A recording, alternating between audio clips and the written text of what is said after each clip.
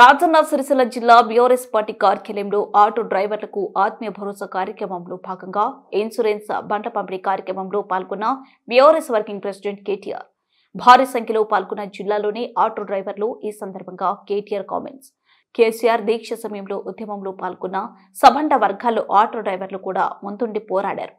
దేశంలో రైతులకు భీమా ఇచ్చిన నాయకుడు కేసీఆర్ ఒక్కడే. నేతన్నలకు భీమా ఇచ్చిన నాయకుడు కార్మిక పక్షపాతి కేసీఆర్. రెండేళ్లలో మార్పు అంటూ మోసం ఎలా ఉంటుందో అందరికీ అర్థమైంది. మష్రద్ ఆలీ ఆటోలో ఎక్కి హామీలు ఇచ్చిండు రాహుల్ గాంధీ. నేడు ఆలీ 2 ఆటోలు అమ్ముకొని కిరాయి ఆటో నడుపుకుంటుండు. రైతులకు రుణమాఫీ చేశామని దేవుళ్లపై అబద్ధపు ఒట్లు పెడుతున్నారు.